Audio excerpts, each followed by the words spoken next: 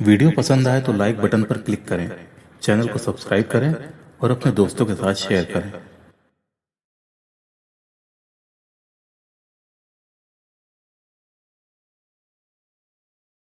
किरण और रोहताज की मुलाकात वर्ष 2012 में हुई थी। किरण आईटीआई की पढ़ाई के लिए रोज बस से आदमपुर जाया करती थी। आदमपुर सिसवान निवासी रोहताज पेशे से ड्राइवर था और उन दिनों आदमपुर हिसार रूट पर बस चलाया करता था। किरण अक्सर उसी की बस में सफर करती थी। इसी दौरान दोनों एक दूसरे के प्रति आकर्षित हो गए। बातचीत शुरू हुई और विचार मिलते गए तो दोनों को एक दूसरे से प्रेम हो गया। उनका रिश्ता धीरे धीरे गहराता चला गया और उन्होंने शादी का निर्णय ले लिया। मगर समस्या ये थी कि दोनों अलग अलग जाति से थे। रोहतास सैनी था और किरण जाट परिवार से आती थी। ऐसे में उनके लिए शादी के बारे में सोचना भी किसी अपराध से कम नहीं था। फिर भी दोनों ने ठान लिया था कि शादी करके रहेंगे।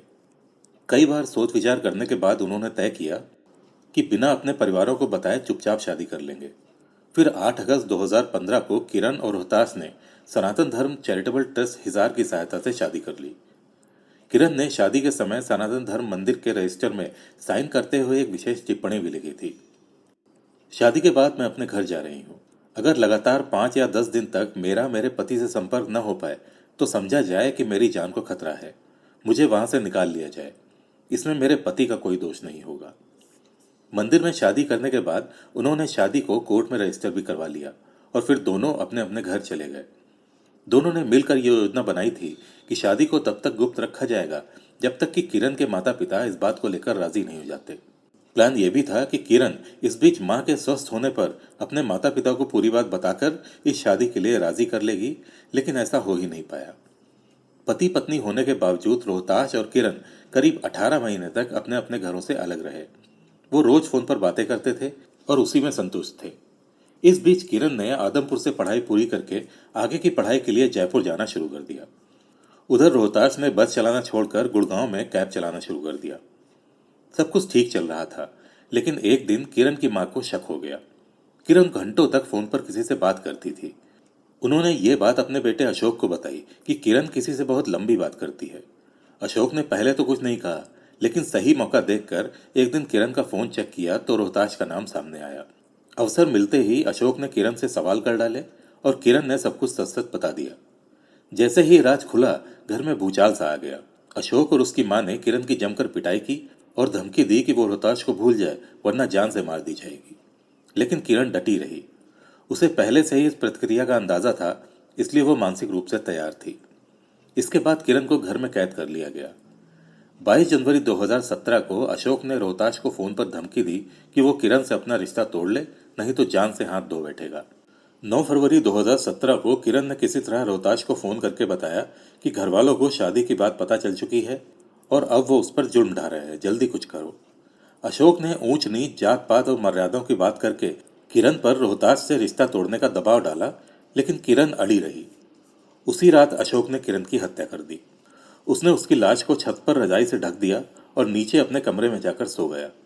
उस समय किरण के पिता सुरेश सिंह, जो कि पेशे से दरोगा थे, ड्यूटी पर रोहतक थाने में तैनात थे। घटना की जानकारी मिलने के बाद परिवार ने अगले दिन यह अफवाह फैला दी कि किरण की मौत हार्ट अटैक से हो गई है। आनन फानन में बिना पुलिस को सूचना दिए उसका अंतिम संस्कार भी कर दिया गया। जब 2 दिन तक किरण का फोन नहीं आया और कॉल करने पर उसका नंबर भी नहीं मिला तो रोहतास को कुछ शक हुआ। वो तत्कालीन डीजीपी भगवान दास से मिला और पूरी कहानी बताकर कार्रवाई की अपील की। 14 फरवरी 2017 को किरण के भाई अशोक और अन्य के खिलाफ आईपीसी की धारा 302, 201, 506 और 34 के तहत केस दर्ज हुआ। पुलिस ने उसी रात गांव जुगलान पहुंचकर अशोक को गिरफ्तार कर लिया। पुलिस ने किरण के कमरे की बारीकी से तलाशी ली और कई सबूत अपने कब्जे में लिए। फिर शमशान घाट जाकर उस स्थान की पहचान कराई गई जहां पर किरण का अंतिम संस्कार हुआ था। वहां से हड्डियों और राख के सैंपल लिए गए और डीएनए टेस्ट के लिए भेज दिए गए। किरण द्वारा शादी के समय लिखा गया कथित सुसाइड नोट भी पुलिस ने जब्त कर लिया। छत से मिले उल्टी के सैंपल से यह साबित नहीं हो पाया कि किरण को जहर दिया गया था। हालांकि रोहताश ने पुलिस को यही शक जताया था। केस कोर्ट में 1 साल 10 महीने तक चला। अभियोजन की ओर से केस सनातन धर्म ट्रस्ट के वकील जितेंद्र कुश ने लड़ा। डिफेंस की ओर से वकील थे ललित गोयल। हड्डियों की डीएनए रिपोर्ट भी अशोक से मैच हो गई थी। कानूनी लड़ाई में नया मोड़ तब आया जब रोहताश ने कोर्ट में गवाही देने से मना कर दिया। उसने अदालत में कहा कि उसे पुलिस से कोई शिकायत नहीं है और उसे पता चल चुका है कि किरण की मौत प्राकृतिक कारणों से हुई थी। रोहताज के इस बयान के बाद सनातन धर्म चैरिटेबल ट्रस्ट ने किरण के मुकदमे की कमान पूरी तरह से अपने हाथ में ले ली। ट्रस्ट के वकील जितेंद्र कुश ने 5 सितंबर 2018 को अदालत में एक पिटीशन दायर करके प्रार्थना की कि अभियुक्त अशोक के पिता पुलिस में हैं, जिसकी वजह से सदर पुलिस ने सनातन धर्म ट्रस्ट के पदाधिकारियों की ना तो गवाही दर्ज की और ना ही किसी रजिस्ट्री या दस्तावेज को चेक किया, जबकि इस केस में उनकी गवाही बड़ी अहमियत रखती है। ट्रस्ट की प्रार्थना स्वीकार करके अदालत ने 14 सितंबर को ट्रस्ट के उस रजिस्टर को चेक किया जिसमें शादी के बाद अपने साइन करते वक्त किरण ने कुछ बुरा होने की आशंका व्यक्त की थी। इसके बाद सनातन धर्म ट्रस्ट के चेयरमैन संजय चौहान के बयान भी अदालत में दर्ज किए गए। तमाम विटनेसेस और दोनों पक्षों की दलीलें सुनने के बाद सेशन जज डॉक्टर पंकज ने अशोक को दोषी ठहराते हुए फैसले की तारीख 5 दिसंबर 2018 तय कर दी। अदालत ने इस मामले में अपनी टिप्पणी देते हुए कहा कि जो ऐसी साजिश रचते हैं वो ध्यान रखें कि फांसी का फंदा उनका इंतजार कर रहा है। अदालत ने अशोक की अपील को खारिज करते हुए कहा कि ऐसे अपराधी के साथ कोई भी नरमी नहीं बरती जा सकती। सजा सुनने के बाद अशोक का सर शर्म और पश्चाताप से नीचे झुक गया था।